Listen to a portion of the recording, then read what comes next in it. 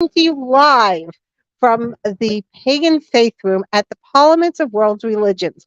And I'm with, right now, Oberon Zell of the Church of All Worlds, Church of All Great Worlds. School of Wizardry, Green Egg Magazine, And a, fill in the blanks. yes, and a whole bunch of other things. So, what's going on with you now? With me personally, well, I've just recently moved to Asheville, North Carolina, and I've just gotten engaged to an amazingly wonderful priestess named of Rhiannon that I'm very much excited about. And we're in the process of getting a new house to move into together and begin a new life.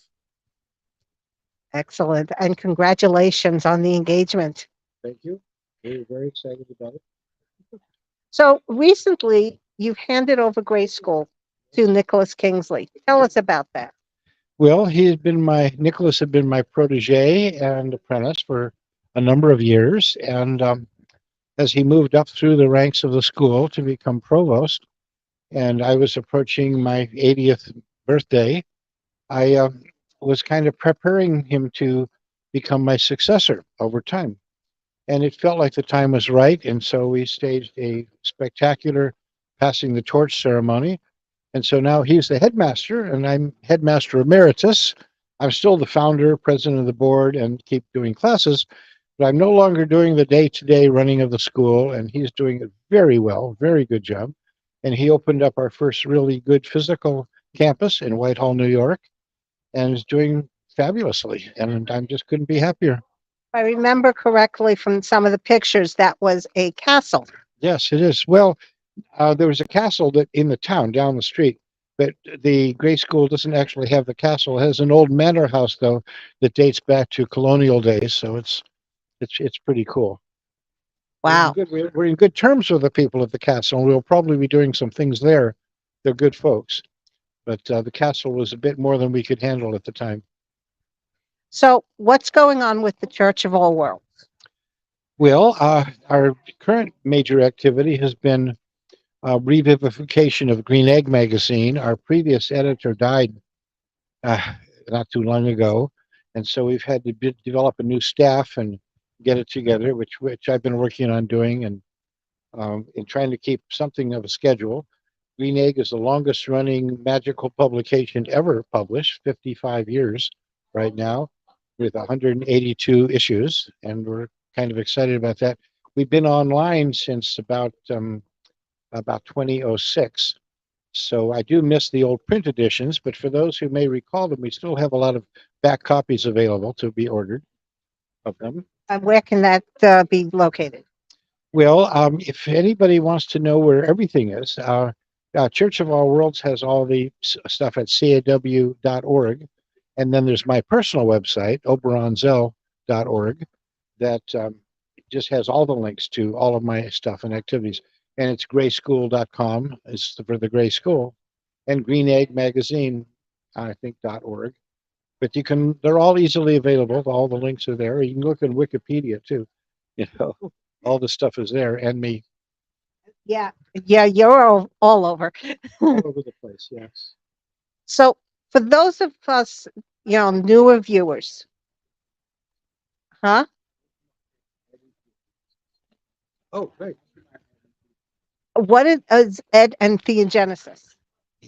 Ed and Theogenesis? Yeah, Ed's upstairs. Yes.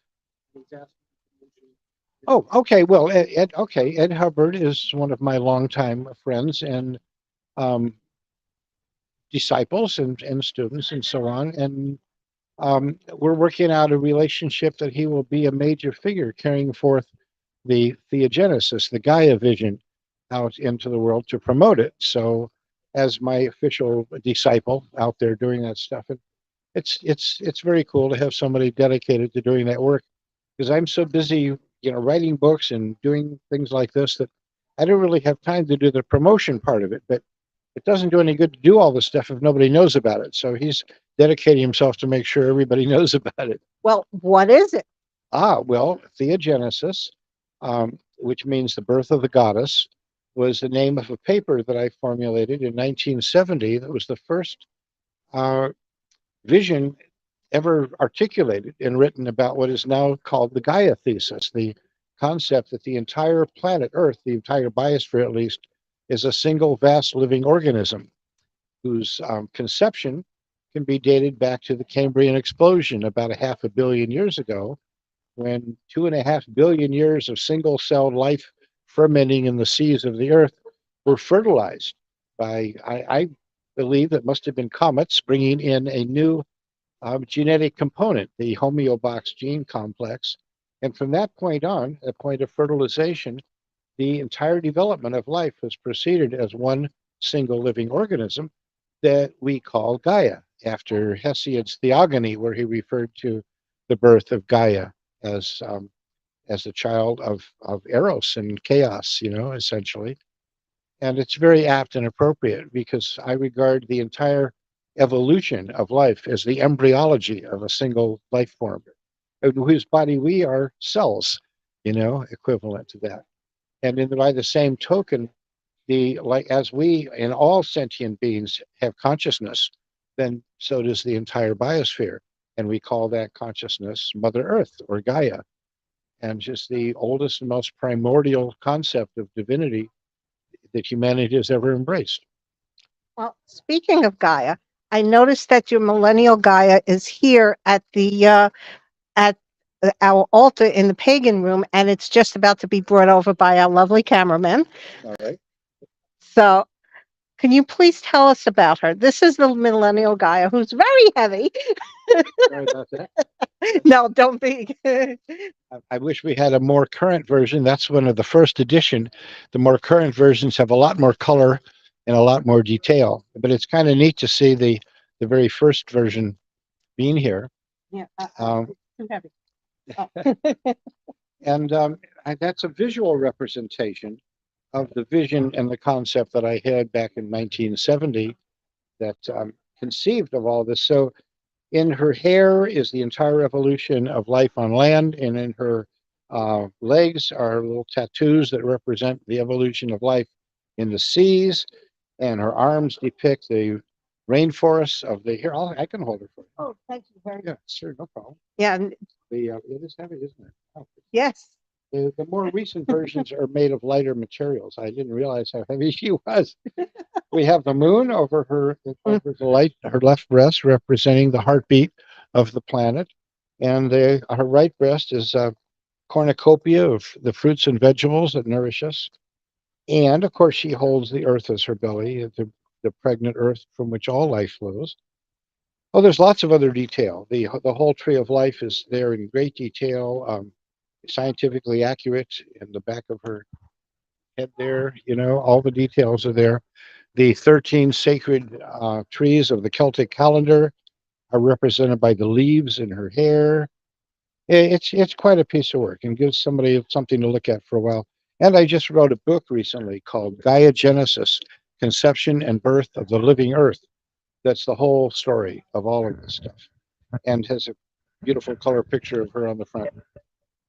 How did you come about creating her?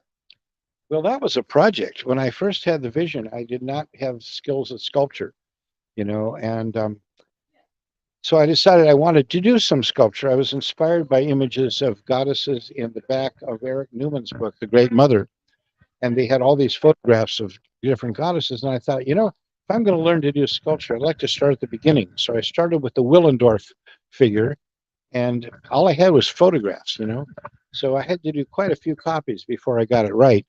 And eventually there was an Ice Age art exhibit touring that I was able to sit in front of for days and sculpt from. And then eventually a friend of mine attended an archaeological conference in Austria that the favors were actually cast plastic replicas from the original. And I was able to finally get that. So I started developing, then I did other Ice Age art figures because I was really fascinated. Then other figures of goddesses and eventually gods. And eventually I felt I had, after doing about 40 different images as altar figures, I felt I finally just knew how I could do this. I finally had the skills to do it. And I spent 2 years sculpting that particular image and putting into it everything that I had learned, both in carving. I spent the whole time wearing surgical glasses, and carving with little tiny tools, It was quite an experience. I had her with me all the time. Had her at the dinner table, had her in front of me watching TV. Most of the time, I wasn't even paying attention. My hands were just doing the stuff, and I was conversing and watching the shows and stuff. And I looked down, wow, look at that, you know, because she sort of took over. I mean, the little tiny animals in her hair are all about that big, and they were all done individually in incredible detail. Actually own one of them, and they're encrusted with gold paints Oh, and yes, things like that. that's a later version. This one does not have that all of that detail and coloring and painting, which is unfortunate. But it's kind of nice to see a very early edition. That's the first one off the shelf. Where can you get it? Oh, where can you pick one up?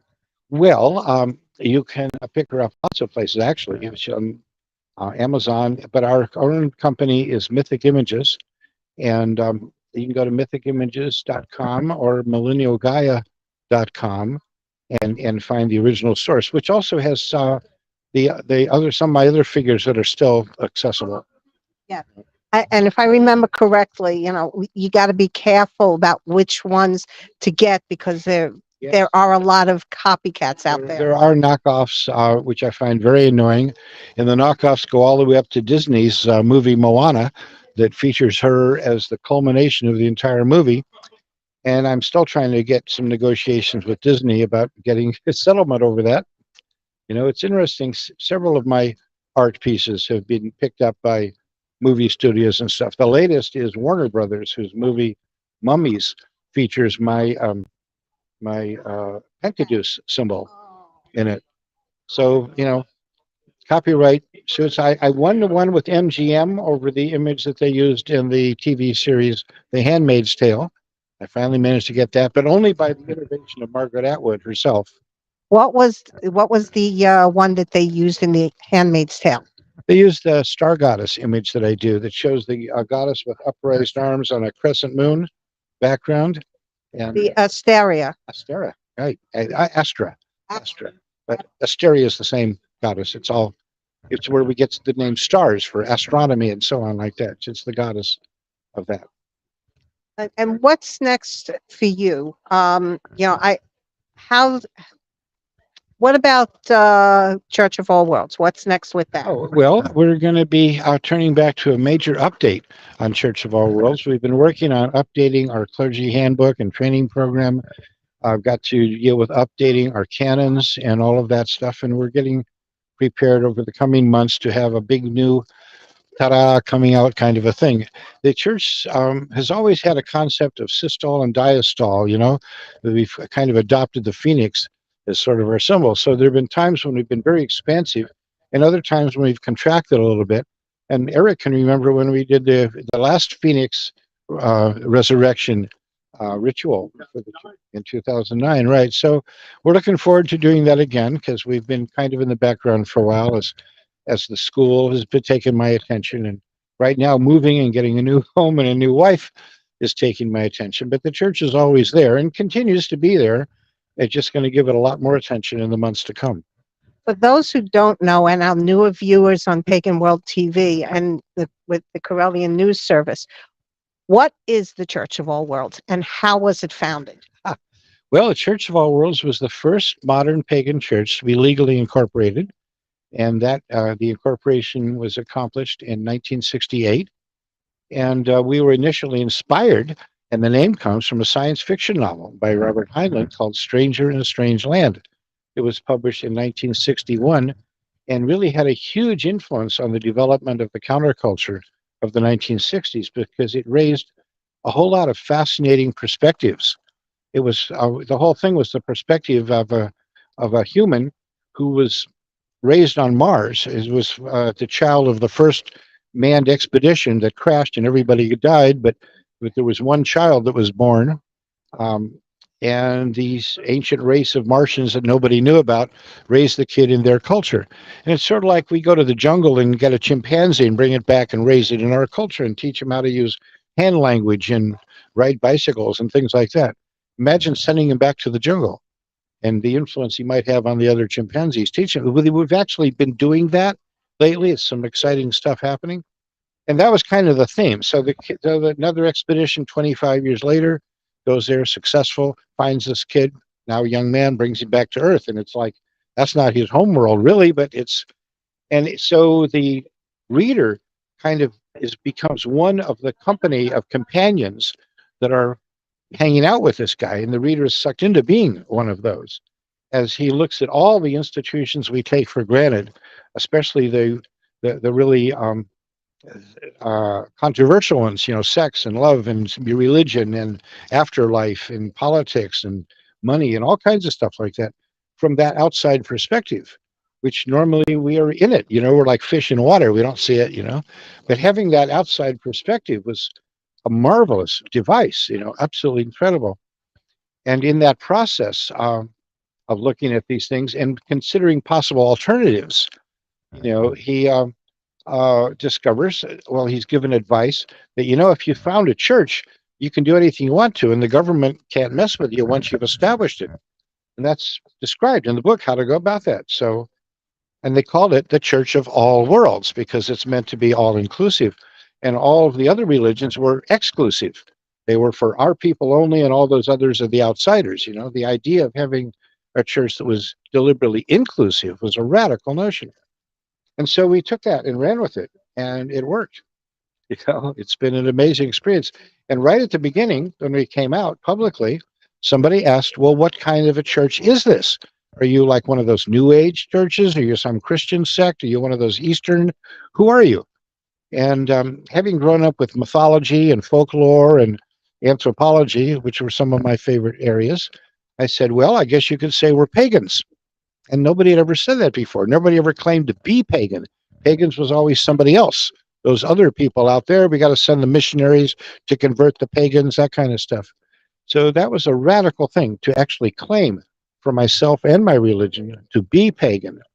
And then over time, I started hearing about some other group of people that followed the old ways. Some people doing Greek stuff or Druidic stuff or Egyptian stuff, and I would contact them and say, "You guys seem like pagans. We're pagans. Let's all be pagans together."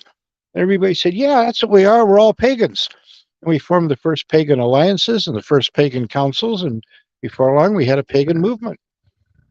Excellent. Now, one of the things that started in the Church of All Worlds, which a lot of people don't know, is water sharing and the part of "May you never thirst." Oh, absolutely. And it's delightful for me to go to visit rituals and covens everywhere and see them passing the chalice and say, may you never thirst, and thou art God, and thou art goddess, and, may you never hunger, that kind of stuff. That all came from the Church of All Worlds.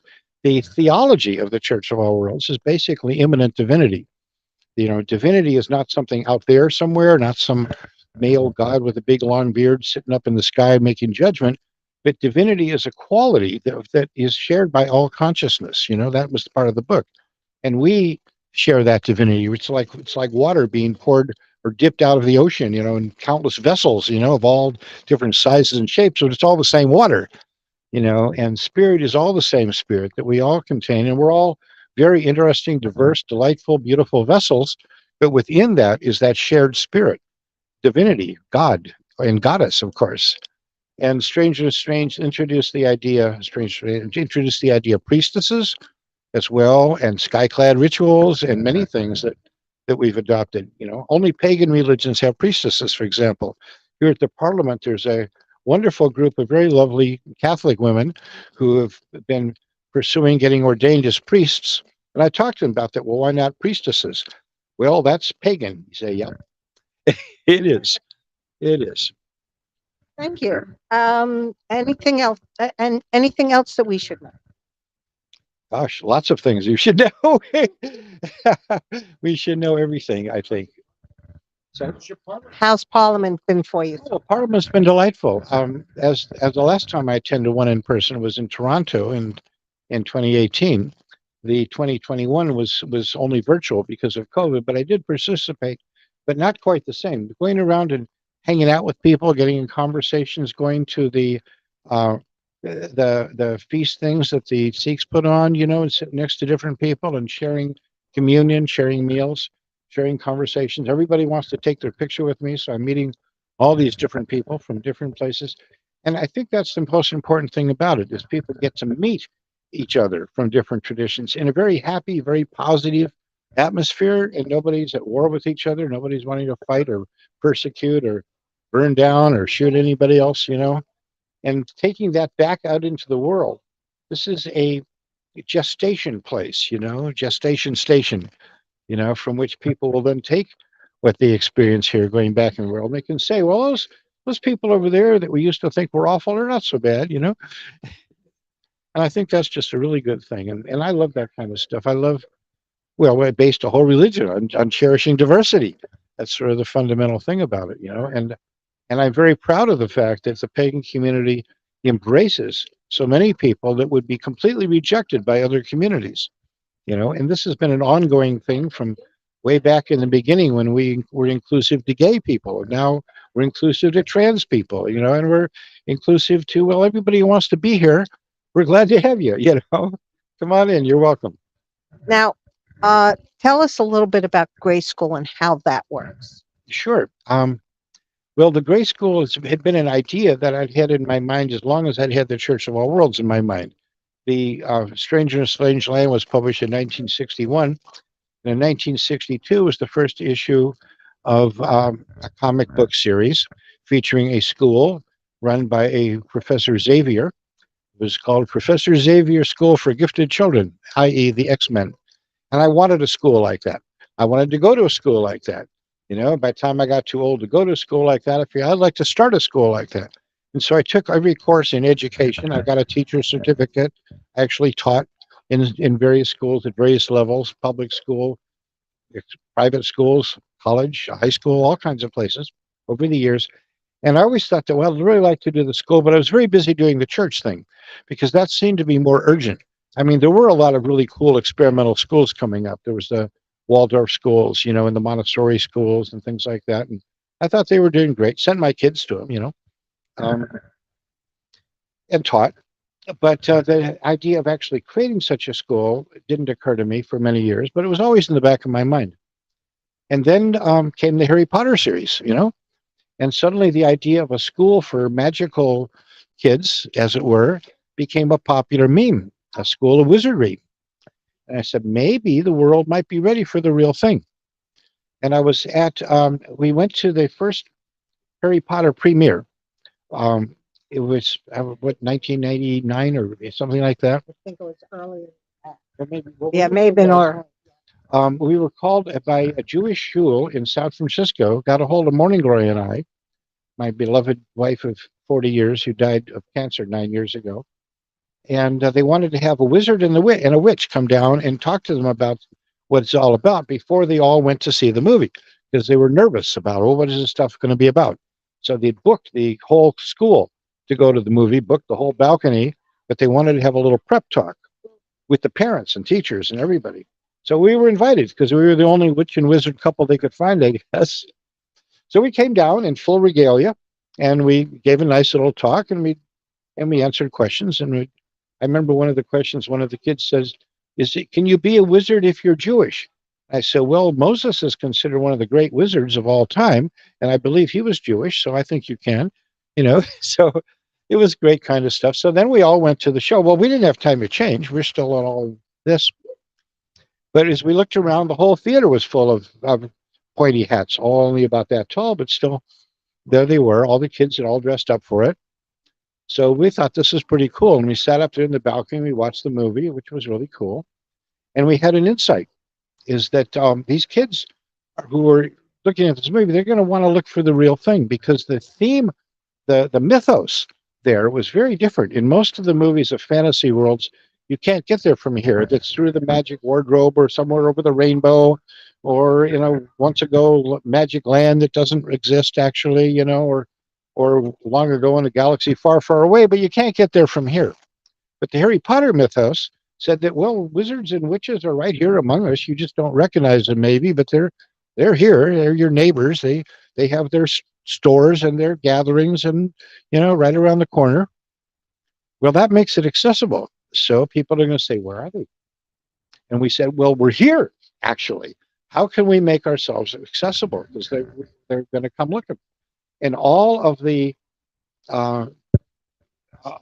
groups and the teachings and everything were not available to kids. They were all closed to kids. But this was for like 11 years old, you know.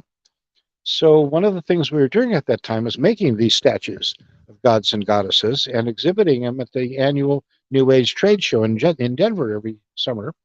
So we said, we should make some kid altar figurines. Because the first thing you do when you start a magical path is you create an altar and you start learning about that. That's the beginning of the whole thing. First, make an altar.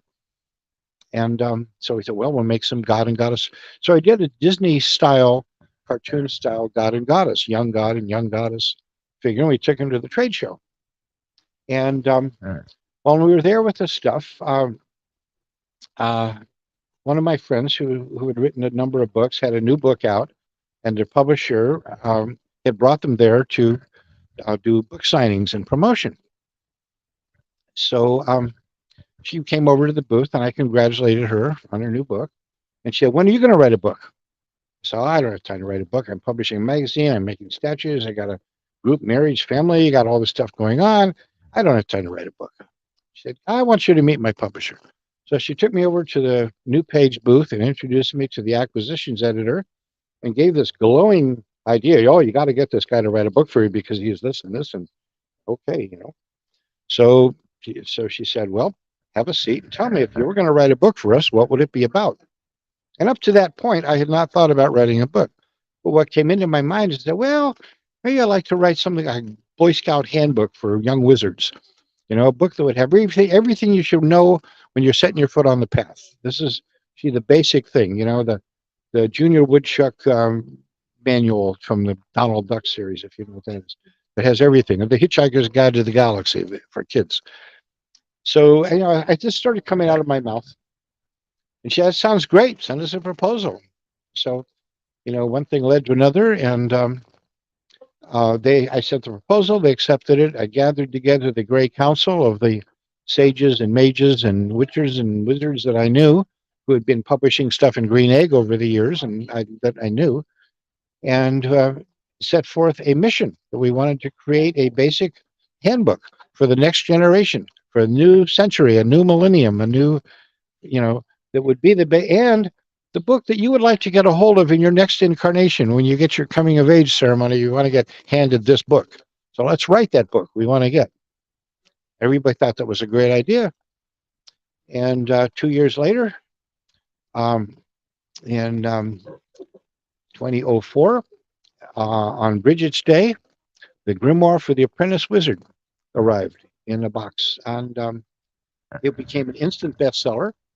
But as I was writing it, as I was developing it, it occurred to me that, well, I can't say this is a textbook for a school like a school of wizardry that didn't actually exist. And I figured, well, I can refer the readers to some online schools maybe. And I checked them all out.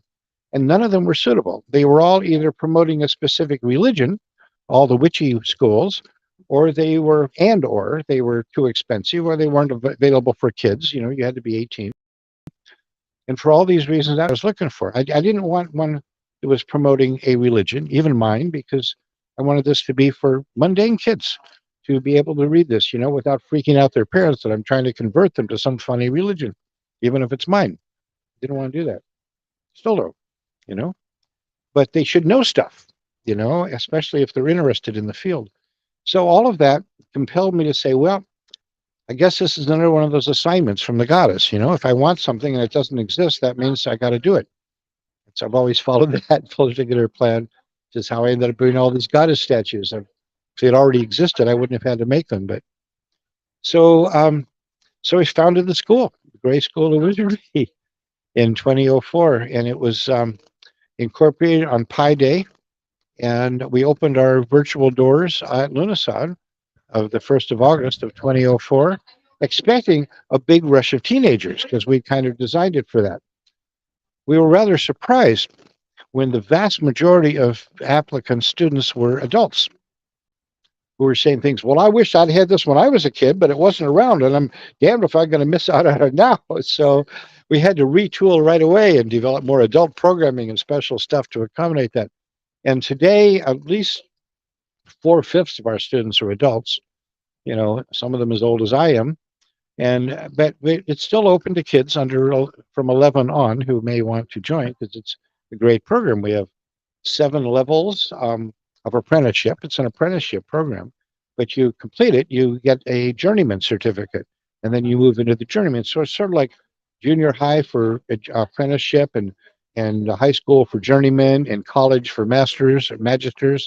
So it's a program that follows the standard educational model that was in fact developed for the old mystery schools long ago, and it follows the guild structure that was designed for anybody taking up a trade. And we teach them the mysteries of the ages, right up to from everything from alchemy to quantum physics.